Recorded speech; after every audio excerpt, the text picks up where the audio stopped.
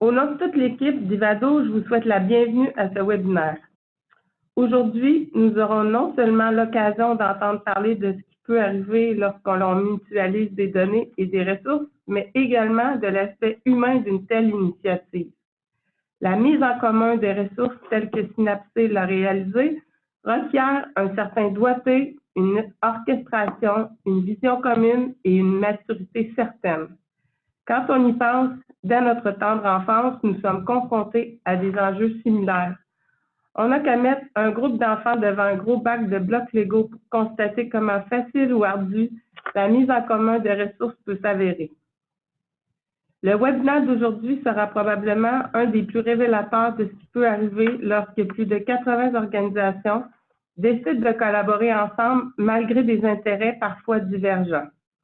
Chez Ivado, nous comptons plus de 90 membres industriels et nous partageons des valeurs similaires à celles de Synapsé, c'est-à-dire l'esprit de collaboration, la recherche de l'excellence et l'accessibilité.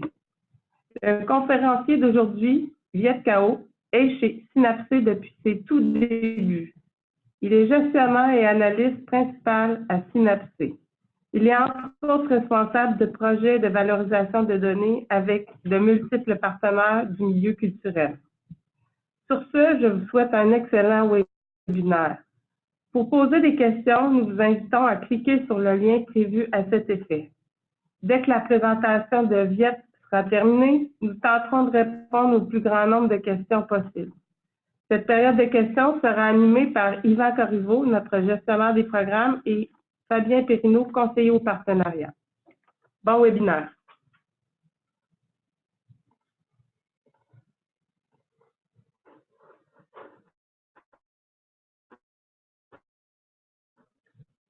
Merci de prendre le temps de m'écouter sur votre lunch ou pendant votre lunch. Aujourd'hui, je vais vous entretenir du sujet de découvrir et accélérer la valorisation des données de manière collective. Un mot rapide sur Synapse et soit vraiment de mettre en commun, comme l'a dit Nancy, donc les ressources, les expertises en valorisation de données pour les arts et la culture au Québec et au Canada et de devenir une référence dans l'exploitation, leur valorisation au bénéfice de l'écosystème culturel. Rapidement, pour ceux qui sont un peu moins familiers avec l'écosystème culturel, souvent les organismes culturels ont des missions très variées et différentes, mais le dénominateur commun, c'est vraiment que les œuvres, les créations, en fait, trouvent leur public.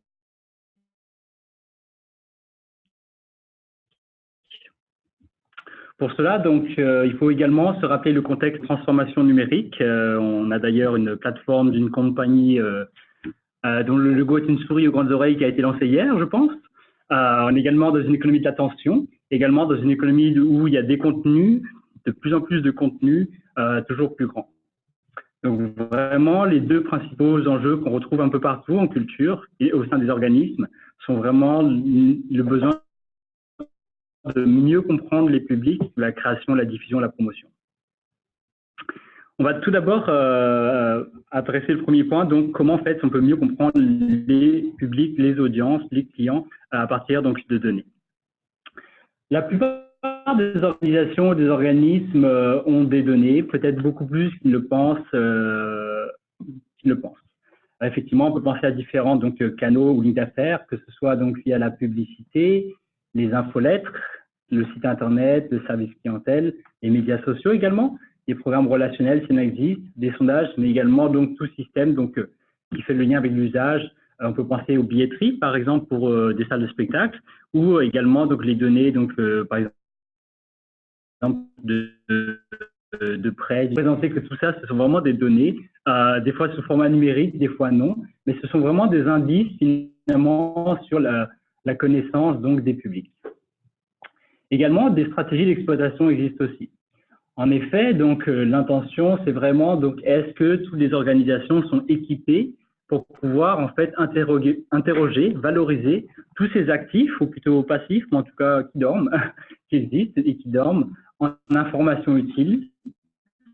Donc vraiment comment intégrer, traiter toutes ces sources de données en information pour comprendre, agir, réagir. On entend souvent également des dictons comme quoi la plupart des organisations sont vraiment riches en données, mais vraiment pauvres en information. On a donc des sources de connaissances, on n'a pas vraiment des enjeux de capacité d'intégration, de traitement, on manque de temps, d'expertise, de ressources pour savoir quoi en faire. On pourrait même parler donc dans nos vies quotidiennes d'infobésité. Là, on est noyé sur l'information, on se rend compte qu'il y a une valeur, mais on n'arrive pas vraiment à l'exploiter. Pour cela, donc vraiment, l'idée de la mutualisation, c'était de mutualiser les compétences, les ressources, en fait, créer un petit peu un service partagé d'analyse de données, concentrer l'expertise, mais pour desservir le plus grand nombre. Souvent, donc, on partait de la mutualisation des compétences comme presque un besoin, comme réponse à une contrainte, mais en mutualisant la donnée, on parle également un même langage et on crée vraiment un bien commun. Par exemple, pour une organisation, le plus simple peut-être de la connaissance client, c'est tout d'abord de regarder ce qu'on connaît bien, le mieux, donc nos propres publics actuels. Si 2, 3, 4, 20 organisations mettent ensemble leurs données, les mutualisent, on peut peut-être dresser un portrait plus complet. Donc, par exemple, tous les portraits donc, des publics en théâtre dans une région donnée, par exemple. Si on va un peu plus loin, donc éventuellement en intégrant d'autres industries culturelles, par exemple, dans ce cas-là, on pourrait peut-être décrire un portrait ou des portraits au pluriel des amateurs en culture. Et ainsi de suite, donc, vraiment en empilant ces strates ou ces couches du sujet, que ce soit le territoire ou la discipline. Donc vraiment, l'intention est vraiment de passer à l'intelligence d'affaires entre guillemets interne, mais qu'on n'a pas forcément le temps de développer individuellement, en quelque chose de plus grand, de plus commun, une intelligence d'affaires collective qui est à la fois nouveau, car constitué de tous les éléments qui le constituent, mais également complémentaire et qui est plus grand que la somme des parties. Plusieurs aspects et enjeux, bien sûr, émergent donc de cette valorisation collective. Tout d'abord, le premier aspect, c'est évidemment la gouvernance de données. Dans le spectre de toutes les données qui existent, il y a beaucoup de données qui résident au sein de compagnies privées, donc elles sont privatisées. À l'autre bout du spectre, on a des données plus libres, liées, voire liées et ouvertes, par exemple Wikipédia sur Internet. Vraiment, donc, il y a des données qui sont créées de qualité, ouvertes et avec des licences de réutilisation pour tout le monde, au contraire, sont vraiment donc isolées d'une certaine façon. Entre ces deux extrêmes, des voies au milieu existent, des nuances existent. Et ici, donc évidemment, je vais parler plus de la mutualisation. Mutualiser les données, c'est comme si on prenait le langage un peu analyse de données, c'est presque une façon d'augmenter ces données, dans le sens que on enrichit les données, mais avec des données choisies, jugées pertinentes et similaires. Par exemple, encore une fois, des données d'organisations paires, d'organisations de même taille, qui opèrent dans le même territoire. Contrairement au partage ou à l'enrichissement, il y a vraiment donc dans la mutualisation une notion de réciprocité.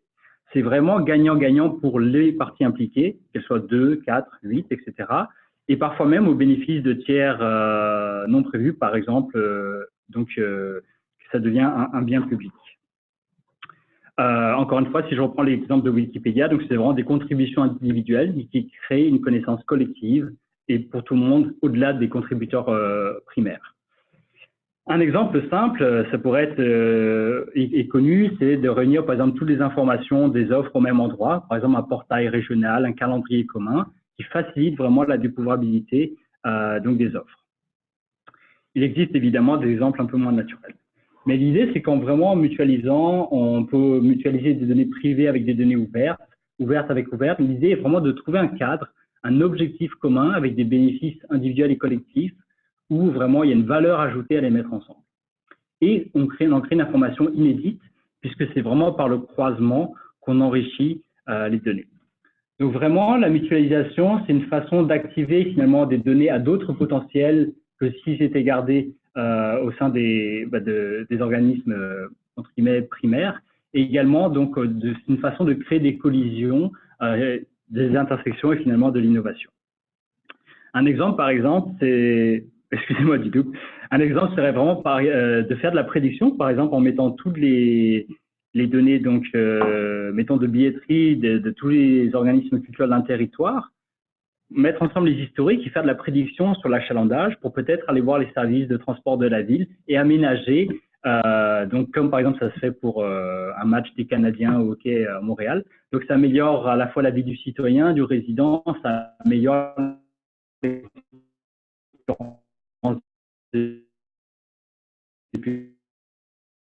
public.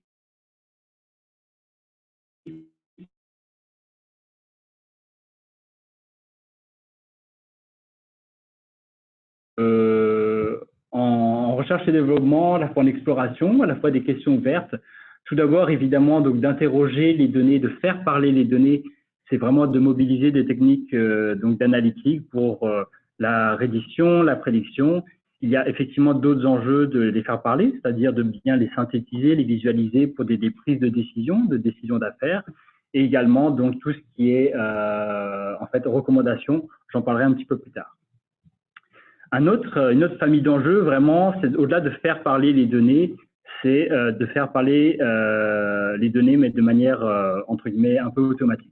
Donc vraiment, en cela, se posent des enjeux d'interopérabilité, parfois techniques, donc des formats différents qui ne se parlent pas, des structures de données qui ne sont pas faites pour parler ensemble, mais également de l'interopérabilité donc sémantique. Donc différentes, par exemple, classifications ou typologies ou niveaux de détail que l'on peut retrouver, par exemple, dans différentes collections muséales. Enfin, donc effectivement, un exemple connu encore une fois, donc c'est vraiment donc de pouvoir lier ça et les données ouvertes et liées, l'acronyme DOL en français, et j'ai déjà entendu dans une conférence, les données DOL ne sont pas DOL. Ce sont vraiment donc des façons et des enjeux qui existent pour faire parler les données ensemble. Troisième famille, donc la gouvernance, comme je mentionnais, faire parler les données ensemble n'est pas un but en soi. C'est pas pour le but ou la beauté de les faire parler ensemble. On veut finalement les faire parler ensemble dans une direction, mais ultimement pour faire parler les personnes, les organisations ensemble. La donnée n'est vraiment qu'un moyen, un langage finalement, mais pas une fin en soi. Donc en fait, pour créer les conditions propices à la mutualisation de données, c'est sûr que c'est des projets finalement d'une certaine façon au cas par cas, selon toutes les parties prenantes à table, avec des engagements mutuels afin d'avoir une gouvernance saine et transparente des données. On décide collectivement qu'est-ce qu'on veut accomplir ensemble, à la limite qu'est-ce qu'on ne veut pas accomplir ensemble, et ça permet donc d'avoir un cadre balisé de l'utilisation des données et qui peut évoluer bien sûr dans le temps. Il faut penser à anticiper s'il y a des bénéficiaires tiers, si l'intelligence qu'on crée des données, donc puisque ce n'est pas les données qui circulent, c'est vraiment l'information tirée de leur croisement qui circule, si elle-même, cette nouvelle donnée ou information est libre, fait partie d'un modèle d'affaires également. Il y a des concepts plus sophistiqués qui existent, tels que les fiducies de données, les data trusts, qui peuvent être des sujets d'exploration et d'intérêt pour Synapse C, mais aussi pour d'autres industries. Bien sûr, avec tout ça viennent des aspects de sécurité et de transparence avec des techniques de dépersonnalisation. Un quatrième enjeu est vraiment, encore une fois, la pertinence. Comme je l'ai déjà dit, l'idée n'est pas de mettre juste les données ensemble, mais il faut un petit peu savoir être flexible. C'est un peu le syndrome de l'œuf ou la poule. Parfois, quand on met ensemble les données, on ne sait pas exactement ce qu'on peut en tirer. C'est un peu ce qui se passe en recherche aussi. Mais il faut quand même avoir une direction, une orientation, pas juste les mettre ensemble pour les mettre ensemble ou collecter des données pour juste les connecter ensemble.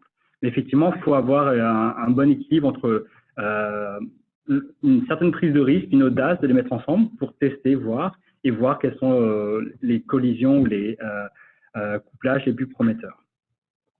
Rassembler les organisations, c'est sûr que ça demande une certaine animation, créer un cadre de collaboration ouverte, d'innovation. Mais l'idée, c'est vraiment de mettre ensemble des données pertinentes, puisqu'on a, même si on a les meilleurs modèles du monde, comme on dit en analyse de données, garbage in, garbage out, j'ai essayé de trouver l'inverse, le contraire, ça n'existe pas. J'ai cru trouver du quality in, quality out, ou plutôt values in, values out.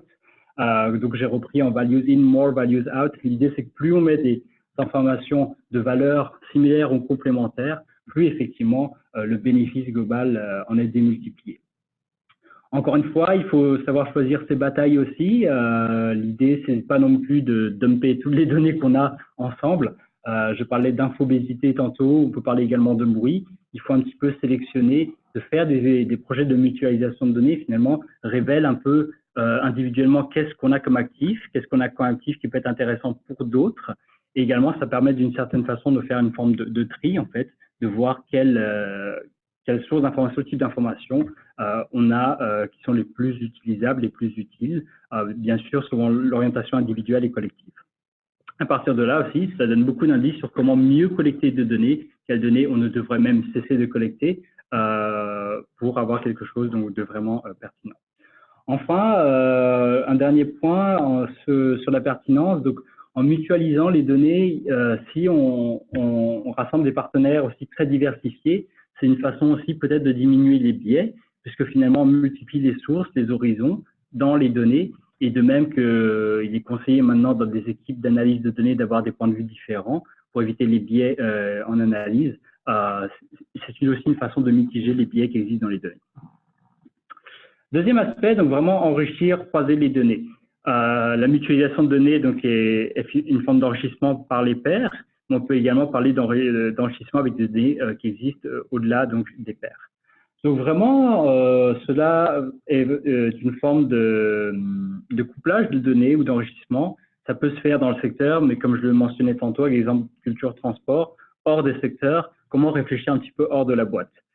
Il y a des secteurs qui sont plus naturels, par exemple pour l'industrie culturelle, tels que le tourisme, mais pourquoi pas le transport, plus généralement les villes intelligentes, les données ouvertes. Il ne faut pas oublier que les institutions à différentes échelles administratives créent énormément de données qu'elles ouvrent en plus, qu'elles libèrent, donc autant en profiter.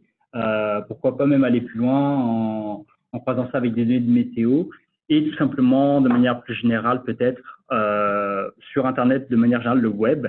Il faut aussi se rappeler que parfois, le web est que la plus grande base de données d'une organisation ne réside pas au sein de ses propres murs, c'est sur le web, par les réseaux ou des plateformes tierces. Il faut pouvoir, un, le reconnaître et deux, aussi, l'utiliser à bon escient. Également, donc, on parle beaucoup de données produites par entre guillemets, par les pairs, par les professionnels, etc. Mais comment aussi inclure les usagers? Les usagers sont aussi partie prenante, ils sont aussi acteurs. C'est un peu le récepteur donc ici donc des objets culturels, mais pourquoi pas plus généralement des services ou des produits. Un exemple dans l'industrie du livre serait comment en fait intégrer à côté donc des critiques littéraires, les avis sur les livres pour vraiment donc, créer de nouvelles portes pour les trouver. On parle de folksonomie dans le sens que c'est créé par les publics. Un exemple que j'ai entendu en réunion pour les amateurs de films d'action, Die Hard 1, Piège de cristal a peut-être été voulu comme un film d'action par son réalisateur, mais peut-être que pour la plupart des gens, c'est un film de Noël. Donc vraiment, comment en fait recréer, se réapproprier les objets, c'est une façon aussi donc d'enrichir en fait les données. Enfin, donc si je reviens encore une fois sur la gouvernance, bien sûr, il y a des notions donc de réutilisation des données. Est-ce que donc on enrichit de manière bidirectionnelle? Je reviendrai encore une fois sur la notion de réciprocité. Comment dire, d'une certaine façon, il faut donner pour recevoir aussi là. Comment en fait créer ce type de dynamique? Je vais revenir sur donc le deuxième en fait enjeu que j'avais mentionné tout en début du webinaire. Donc comment en fait soutenir par les données l'adaptation en fait des activités de diffusion de promotion. Donc vraiment pour se rappeler le contexte, l'idée c'est vraiment de favoriser finalement les rencontres entre les objets culturels et leur public. Chaque objet culturel devrait avoir son public. Certains objets sont plus professionnels, scolaires, enfants, spécialisés, etc. Mais il est quasiment impossible de nos jours, avec tout ce qui a été créé depuis le début des temps, qui n'est pas quelque chose qui nous convient. Mais nous sommes dans une transformation numérique, il y a aussi une plateformisation, la mondialisation fait qu'il y a aussi une concurrence internationale qui n'y avait pas forcément. Je ne m'étendrai pas sur la partie francophone, mais effectivement, est-ce que les contenus francophones sont noyés dans des contenus plus internationaux, sont moins recommandés sur les plateformes? Et également, on est dans une économie de l'attention. En général, donc, trois mécanismes en fait favorisent cette rencontre.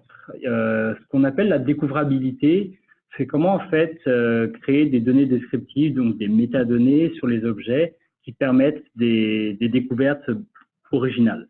Dans le sens que par exemple, si on cherche déjà un livre, on cherche l'auteur, le titre, on sait déjà ce qu'on cherche, c'est pas vraiment de la vraie découvrabilité. Est-ce que on devrait décrire les objets culturels par la longueur de lecture, la difficulté de lecture, la couleur de la couverture du livre? Parce qu'on l'a vu quelque part, mais on ne se souvenait pas exactement. La durée du livre, c'est peut-être parce que je vais prendre un train ou un avion de 2 heures, puis je cherche à m'occuper juste 2 heures. En tout un livre de mathématiques entre guillemets pour les nuls ou un autre mathématiques mais d'équations différentielles, c'est peut-être pas pour le même public, mais pourtant les deux ouvrages s'appellent mathématiques pareil. Donc vraiment comment en fait augmenter la découvrabilité, c'est un peu l'enjeu donc du côté donc entre guillemets des créateurs pour multiplier les opportunités de découverte. Du côté des usagers, il y a des enjeux aussi de navigation. Les contenus, je vous épargne de la petite animation où les livres se multiplient à n'en plus finir, là, mais les contenus s'accumulent à travers le temps aussi. On est toujours porté vers la nouveauté, mais on oublie aussi entre guillemets, les fonds de catalogue qui existent. Comment en fait naviguer à travers des corpus toujours plus grands, toujours plus infinis. Alors, en fait, si j'avais mis l'animation. Et en termes de recommandations, avant, effectivement, c'était des systèmes, il y avait des médiations plus humaines, mais maintenant, on est dans une ère également où la recommandation se fait de manière automatisée ou par des algorithmes. Comment, en fait, s'en servir, on s'en rend compte, les comprendre, et qui ne nous enferment pas non plus dans des bulles ou autres. Donc, les deux aspects que j'aborderai sont vraiment donc, comment générer de la donnée, de l'information, et également, est-ce qu'on peut aller vers ce que j'ai appelé de la symétrie d'information ou une information un peu plus participative. Donc, sur ces trois objets, donc les enjeux donc, à la fois donc, de recherche qu'on adresse ou auxquels on essaie d'apporter des solutions, aussi bien à Synapse C que dans le domaine culturel, sont vraiment de comment avoir un peu plus de visibilité. Justement, pour créer toutes ces métadonnées, par exemple, je vais revenir sur l'exemple du livre, la couleur du livre, le thème, la difficulté de lecture, etc. C'est sûr que ça peut prendre énormément de temps à faire. C'est un travail très méticuleux, un travail de moine. Est-ce que, effectivement, avec des techniques modernes, on peut donc comprendre les textes avec du NLP, faire de l'analyse sémantique, faire ressortir en fait les thèmes principaux et le faire valider par des bibliothécaires, des services de traitement documentaire. Donc il y a vraiment une façon peut-être où on peut en fait couper le mieux en fait entre l'humain et l'intelligence artificielle, faciliter certaines parties répétitives du travail, mais pour ici donc annoter les objets pour améliorer la découvrabilité.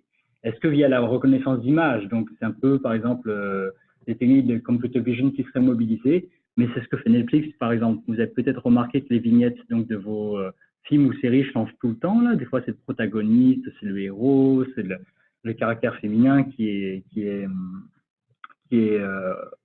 promu dans la vignette pour induire des comportements. Est-ce que d'une certaine façon il y a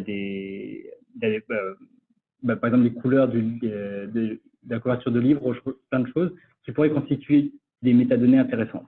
On peut également penser que ça peut aider à de l'exportation. Effectivement, si on s'adapte culturellement, peut-être une couverture de livre pour le monde anglophone, francophone ou hispanophone n'est pas le même. Donc, comment en fait comprendre un peu les publics, les marchés, à la fois pour mieux les servir, être pertinents, mais également se développer. Enfin, l'idée de tout ça, donc c'est vraiment comment générer des métadonnées. D'autres aspects, plus d'inclusion, c'est également l'accessibilité, dans le sens que il y a aussi si je reste dans le domaine du livre, des ouvrages où ne sont pas forcément accessibles pour des personnes avec certains handicaps. Les livres audio en général sortent, ou en fait le livre sonore, il y a des nuances, sortent un peu plus tard. En fait, est-ce que et c'est très, ça peut être très, encore une fois, long et dispendieux donc de créer des livres adaptés. Comment, d'une certaine façon, on peut peut-être amener ça avec des voies de synthèse. C'est vraiment juste des idées là, mais juste pour montrer comment en fait des techniques peuvent être mobilisées pour plus d'inclusivité en culture. Enfin, donc sur la recommandation en particulier, en fait, comment on peut en fait recréer des algorithmes ou des moteurs de recommandation, mais qui s'entraînent sur des données un peu plus locales, pour proposer peut-être des choix alternatifs aux recommandations des grandes plateformes. Comment avoir un peu des personnalités un peu plus locales, des couleurs locales, voire originaux. Pourquoi pas même inclure l'usager dans la recommandation, dans le sens que le lundi, j'accepte tout ce que tu me recommandes, mais le vendredi, je veux peut-être filtrer je veux peut-être quelque chose d'un peu plus intellectuel et moins des vidéos de chat. Comment en fait faire que les usagers soient pas seulement juste bénéficiaires, mais également acteurs de leurs propres recommandations. Donc vraiment pour se rencontrer au milieu. Et enfin, donc on pense souvent les algorithmes de recommandation pour les usagers finaux, mais si on pense à des enjeux très actuels et très sociétaux, plus locaux, par exemple les bibliothèques scolaires, est-ce qu'on peut faire des algorithmes pour aider les comités de parents à choisir les titres pour les livres de lecture, etc. Il y a aussi également beaucoup d'autres publics, j'aime bien parler de publics au pluriel, est-ce que donc on peut assister ça, encore une fois, donc via la valorisation de données et en mobilisant certaines techniques d'intelligence artificielle. Donc encore une fois, pour moi-même personnellement d'ailleurs, moi je découvre encore beaucoup plus de manière old school par le bouche à oreille, par des cadeaux qu'on m'offre. On voit quand même que les systèmes de recommandation ne sont pas forcément très pertinents, on le sait tous, mais on continue à être en usager. Comment d'une certaine façon apporter une forme entre guillemets, de souveraineté, non pas être complètement récipiendaire d'algorithmes de grandes compagnies, là, mais également ramener ça des écosystèmes d'entreprises plus locales. Enfin, rapidement, donc sur la symétrie d'information, donc il y a peut-être aussi une symétrie à apporter entre les objets. On est beaucoup porté sur les objets à venir, ce qui s'en vient, etc. On oublie que des patrimoines se constituent entre-temps, donc des patrimoines aussi bien dans le sens muséal que dans le sens des fonds de catalogue de livres ou de films ou de séries. Là. On néglige souvent ça, alors que pourtant, même si, encore une fois, si je reprends Netflix ou même encore une fois Disney+, qui s'est lancé hier, ils mobilisent des fonds de catalogue et leur plus grande acquisition, je pense, pour Netflix, c'était Seinfeld, et c'est ce qui leur apporte le plus au terme d'aujourd'hui. Donc, il y a aussi une découvrabilité à faire au passé, pas que vers le futur. Je voulais apporter cette notion de symétrie. Et également, en termes d'acteurs, donc il y a également donc, les intermédiaires au milieu, donc diffusion, promotion, édition, mais également le créateur pur, entre guillemets, les usagers. Comment, en fait, d'une certaine façon, on peut les inclure, en fait, pour créer, en fait, un écosystème vertueux. Je vais essayer de synthétiser tous les aspects que j'ai abordés. J'espère que ça n'avait pas le but d'être exhaustif. Là, je voulais vraiment donc poser l'idée donc d'éléments collectifs de valorisation de données.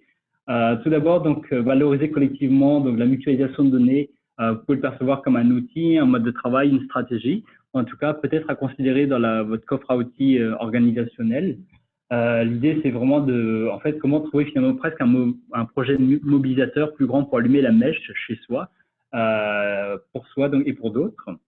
En termes de vision, en fait, lorsqu'on mutualise, on se confronte à l'autre. C'est un peu comme lorsqu'on prend un engagement d'aller s'entraîner pour courir. En fait, on respecte plus ses engagements si on a quelqu'un d'autre auquel on répond et pas juste tout seul où on repose toujours la tâche, là, l'entraînement, surtout depuis qu'il neige. Vraiment, donc, en fait, d'avoir une vision claire de ce qu'on veut à la lumière des données qu'on a, ça permet de mieux savoir qu'est-ce qu'on a, comment mieux utiliser les données qu'on a, de manière auquel on ne penserait pas, et ça donne des indications pour mieux les produire. Donc vraiment, on crée un petit peu un cercle vertueux vers une collecte un peu plus en fait respectueuse, mais avec des intentions claires. Je reprends la notion de parent de comment en fait créer ce cercle vertueux à la fois individuel et collectif. Enfin, donc, faut pas négliger tous les enjeux donc d'interopération, d'interopérabilité, d'interopération. Donc, l'idée, c'est de faire parler les données ensemble. Faire parler les données, de un, ensemble, c'est mieux. Mais faire parler les données ensemble pour faire parler les personnes ensemble, dont les usagers, c'est vraiment d'avoir finalement des feedbacks. En ce sens-là, on rejoint plus des techniques éventuellement de design thinking, d'expérience utilisateur. C'est aussi une façon de diminuer les biais. Donc, plus de diversité dans les équipes, dans les données, ça apporte dans les collisions, les intersections plus d'innovation, mais peut-être aussi moins de biais également.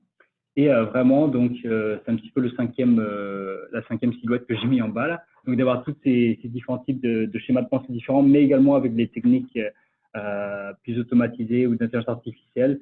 En fait, on a souvent tendance à opposer les deux mondes là, mais si on les met ensemble, on a vraiment le meilleur des mondes possibles. D'une certaine façon, finalement, de mutualiser les données, c'est un peu choisir de faire de la curation humainement de qu'est-ce qui est intéressant à mettre ensemble, mais qu'on accélère après par les techniques. Enfin, donc en termes d'ingrédients, si je devais donner un peu des idées, c'est juste selon ma modeste expérience. À quelque part, mutualiser, c'est pas nouveau, on le fait très facilement dans nos vies, je pense. Il y a des échanges de services, des échanges de maison, donc c'est un petit peu le vieux téléphone qui est représenté en premier. Ensuite, en termes de vision, d'avoir l'audace d'expérimenter, ça c'est d'avoir un certain courage, ça c'est le petit lion. Ensuite, la petite troisième icône, là, j'ai pas voulu faire une bande dessinée, là, mais c'est d'avoir un objectif un peu précis, mais quand même ouvert. Donc, d'avoir une idée, une direction d'où on s'en va, mais sans se perdre, s'éparpiller. On peut y aller par la stratégie des petits pas aussi. C'est même recommandé de pas tout vouloir faire en même temps. Commencer avec peut-être 2 partenaires avant de commencer un groupe de 80, et avec des objectifs plus simples aussi. Et enfin, donc, ne pas oublier la notion de réciprocité. C'est vraiment des collaborations gagnantes-gagnantes, des croisements gagnant-gagnant. On apprend tous quelque chose de différent mais quelque chose quand même. Donc enfin, donc je pense que vous l'aurez peut-être compris, d'où le nom de Synapse. L'idée, c'est qu'on n'est pas du tout en neurobiologie. L'idée, c'était vraiment de connecter un peu les intelligences ensemble, l'intelligence des données, mais aussi des cerveaux et des gens, et de diverses expertises. Merci beaucoup. Merci beaucoup, Viette, pour cette très inspirante présentation. Donc, nous allons maintenant passer en fait à la session de questions-réponses.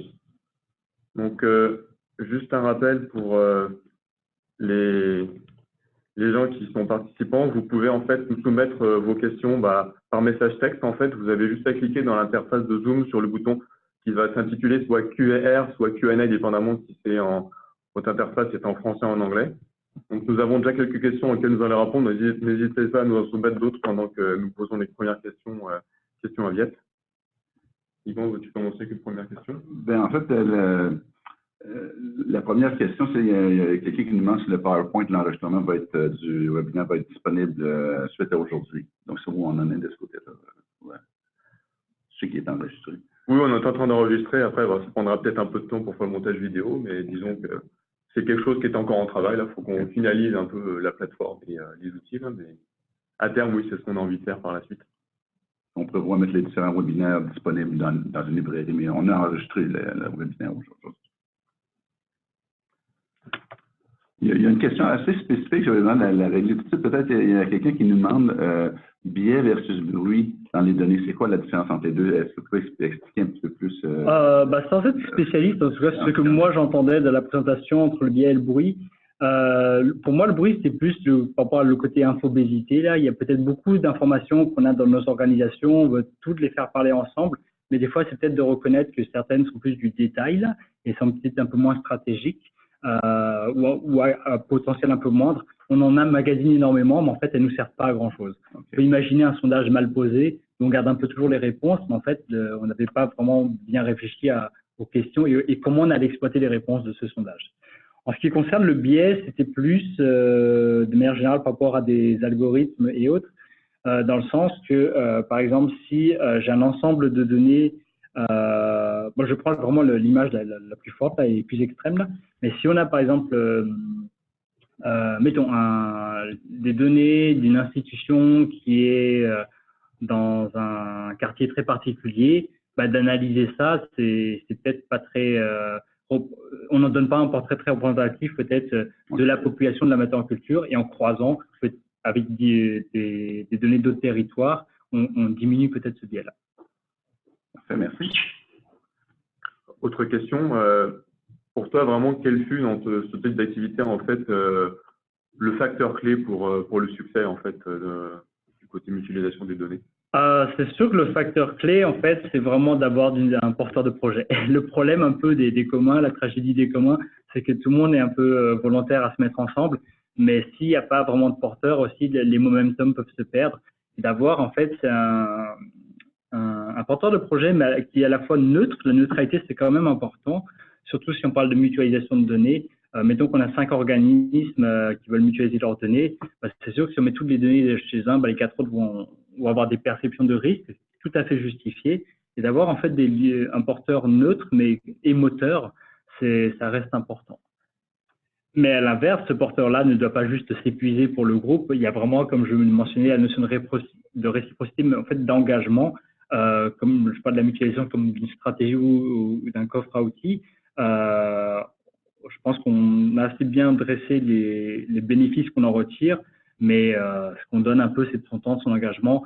Par exemple, si on mutualise des données à 80, qu'on s'engage au moins toutes à donner les données en même temps, là, qu'on n'attende pas le 20 à la traîne derrière. Il y a une petite question. C'est sûr que réussir à réunir 80 personnes ensemble autour de l'idée de partager des données, il y a tout un défi, puis c'est un franc succès. En termes maintenant d'exploiter ces données-là pour réussir à faire des modèles, des outils, prendre des décisions, puis faire une différence dans le milieu, où vous en êtes dans cette partie-là de l'équation, si je peux dire? Alors, encore une fois, donc les projets, en fait, si on vient un peu comment ça se concrétise, donc le côté opérationnel, c'est vraiment donc de créer les conditions pour mettre tout le monde à table et justement, ensemble, on co-construit le projet. Dans le sens que Si on a, mettons, un acteur qui veut réunir autour de lui, il faut que les autres adhèrent à sa vision, à son objectif. Mais des fois, effectivement, qu'on crée, que je parlais de collision innovation, créer quelque chose de nouveau, en fait, c'est de créer ces moments, ces espaces où on se parle ensemble. Ça peut prendre un certain nombre de rencontres, là, mais pour dégager qu'est-ce qui est le plus commun, qu'est-ce qui est plus grand que soi, d'une certaine façon. Et à partir de là, vu qu'on l'a co-construit ensemble, l'adhésion est d'une certaine façon plus naturelle, en fait. Vu qu'on a tous eu part à le construire, on est tous un peu partie prenante et on a eu son mot à dire d'une certaine façon. Et c'est ça qui crée vraiment le ciment, puisqu'on l'a créé, donc c'est un peu le bébé de tous, en fait, d'une certaine façon. Mais la construction prend quelle forme? Parce que ça reste assez conceptuel. Oui, la construction, c'est vraiment… Des résultats tangibles, des décisions qui ont été impactées, des choses qui ont été influencées par les résultats. Bien sûr, donc en général, on a vu deux modes de projets principaux. Les projets, on va dire, plus exploration, curiosité. On ne savait pas exactement qu'est-ce qu'on allait en tirer, mais au moins tout le monde avait une intention de valoriser ces données. Tout le monde avait une perception qu'elles existaient là, qu'elles dormaient, et on se disait, en fait, comme de ma métaphore du coureur, là, on se disait, en fait, si on se met ensemble, qu'est-ce qu'on peut faire ensemble? Ça fait moins peur de sauter ensemble dans la piscine plutôt que d'y aller tout seul, là, entre guillemets.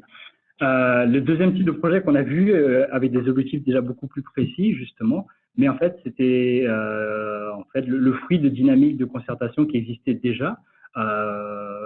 Même avant des projets de mutualisation de données, on est tous déjà avec des partenaires, des pairs d'une certaine façon, là, et c'est juste en fait comment le concrétiser via les données pour répondre à des objectifs communs. On peut penser à des sociétés de transport, par exemple, qui, je dis n'importe quoi là, mais veulent créer une carte commune pour faciliter la vie des usagers. C'est sûr que ça requiert une interopérabilité des systèmes, là, qu'elles se parlent entre elles. Tu as exposé en fait plusieurs cas qui étaient vraiment liés à un domaine précis de la culture. Est-ce que par exemple, tu auras des exemples qui pourraient être donnés qui seraient par exemple liés au développement social? En fait, c'est sûr que l'idée est certainement transposable dans beaucoup d'industries. Certains, en fait, même le font probablement déjà. J'aime toujours rappeler quand même que dans l'industrie de l'aéronautique, alors qu'il n'y a pas plus concurrent que deux compagnies d'avions, on peut acheter un billet auprès d'une compagnie mais opéré par un autre. Donc, on voit vraiment qu'à quelque part, c'est pour ça que mon image du vieux téléphone, c'est nouveau et pas nouveau. Là. Ça s'appelait peut-être pas comme ça. Mais si on réfléchit, par exemple, de la chaîne de valeur, je ne suis pas certain de ce qu'on entend par développement social, c'est très large. Mais mettons qu'on parle de gaspillage alimentaire, probablement qu'entre les épiceries qui ont du surplus, les acteurs donc de banques alimentaires et les centres communautaires qui connaissent mieux leurs besoins des populations qu'ils desservent, peut-être que dans cette entre guillemets chaîne de valeur là, il y a des fluidités qui pourraient être plus apportées parce qu'on se parle plus, parce qu'on comprend mieux la demande, qu'on comprend mieux le surplus, ou que par exemple on ne veut pas forcément que on veut aussi par exemple que ce qui est distribué soit diversifié là, pas juste des conserves et autres. Peut-être entre guillemets en mettant ensemble, en mobilisant plusieurs acteurs ou plusieurs épiceries dont les offres et les surplus sont différents, on peut peut-être mieux desservir ceux qui en ont besoin. Ça peut créer un peu une sorte de chaîne d'approvisionnement, c'est ça en fait, basé dessus. C'est ça, donc d'une certaine façon, encore une fois, la donnée n'est un moyen, c'est pas un but en soi, là, mais c'est sûr qu'elle peut peut-être répondre à des enjeux, ici j'imagine, donc d'alimentation limite jour par jour, là, mais en comprenant très vite les stocks et les besoins, entre guillemets. Mais j'ai pas d'idée qui me vient en tête pour le développement social, mais si la question peut être précisée, ça pourra peut-être m'aider aussi. En termes de défis pour mettre en place les données mutualisées, d'une part, ça a été quoi vos peut-être deux principaux défis? C'est quoi les facteurs clés qui font que ça a fonctionné? Puis comment on pourrait adapter vos leçons apprises dans un autre environnement? Qui aurait des défis différents, mais qui pourraient apprendre de chez vous vraiment là, pour avoir ce genre de succès-là? Alors, un peu outre les principes en tant que tels, c'est sûr qu'il y a toute la question légale qui est quand même importante. Déjà, donc juste pour revenir là-dessus, il y a données et données là. Il y a des données personnelles, des données moins personnelles, des données agrégées, des données anonymisées. Donc c'est sûr que c'est plus large que ce que je disais entre données privées et données ouvertes. Donc ça dépend déjà de quel type de données on veut mutualiser. Se mutualise des données publiques ou ouvertes ou sans renseignements personnels, donc ou agrégées déjà des codes postaux ou des villes. c'est sûr qu'il y a moins d'enjeux légaux aussi. Donc, encore une fois, donc c'est pour ça que vraiment, la première étape, c'est de se mettre ensemble, de voir qu'est-ce qu'on veut accomplir ensemble. Et de là, par des principes donc, du minimum nécessaire, seulement à ce moment-là, on détermine les données qu'on met ensemble. Donc, vraiment, là, comme je le mentionnais, le but, c'est déjà de se mettre d'accord, de trouver qui on veut mettre autour de la table, peut-être même en rajouter, de définir l'objectif commun. Et seulement après, on parle de données. La donnée, donc c'est vraiment plus un processus en soi qu'une fin. Et les données se viennent en seconde étape. En seconde étape, effectivement, après, donc, comme je mentionnais, d'avoir peut-être le tiers neutre, c'est sûr que ça apaise beaucoup tous les membres autour de la table. Et finalement, dans le premier processus, autant déterminer les objectifs, les données. Nous, on s'est donné en général à chaque fois, de là découle une charte de projet, une politique de gouvernance de projet du donné. On sait à quoi elles vont servir. À la limite, comme je mentionnais, on sait à quoi elles ne vont pas servir. C'est vraiment ces éléments-là qui donnent de la transparence au processus et de la rassurance à tous les parties impliquées. Et enfin, bien sûr, c'est sûr que les organisations elles-mêmes ont des données donc, de leurs activités avec des clients, des consommateurs, des usagers finaux. C'est sûr qu'à la base, le prérequis, c'est que ces organisations-là avaient donc toutes les politiques de confidentialité pour permettre de faire ce type de projet. Donc, c'est vraiment le type de projet qui permet plus un peu de recherche pour améliorer donc vraiment donc les services et leur pertinence. Après, donc le côté aussi également, donc comment ne pas nuire. Il y a le côté aussi de pas nuire en avantage économique. C'est sûr que ça appartient à chacun des membres un peu de réfléchir à qu'est-ce qu'il gagne, qu'est-ce qu'il gagne pas, qu'est-ce qu'il perd. Ça reste une démarche volontaire. Encore une fois, donc dans le processus, il y a des versions plus complexes, moins complexes. Là, on peut se donner des portes de sortie en cours de route ou pas, si c'était pas ce qu'on pensait que c'était, ou au contraire, comment rajouter quelqu'un en cours de route. Ça dépend aussi si la mutualisation est sur un projet très balisé avec un début et une fin. On parle, il y a des projets de mutualisation, pourquoi pas plus permanents. On va dire que si je prends l'image, ce serait un mariage. Mais c'est sûr que quand on mutualise les données, c'est pour un objectif précis, c'est pas forcément un mariage et qui implique toutes les données et on peut pas en sortir. Là. Donc ça dépend si on est en mode projet, si on est en mode régulier de temps en temps ou carrément permanent. C'est aussi beaucoup de nuances. Donc je dirais qu'il y a des nuances de quelles données on parle et de quel type de mutualisation on parle aussi.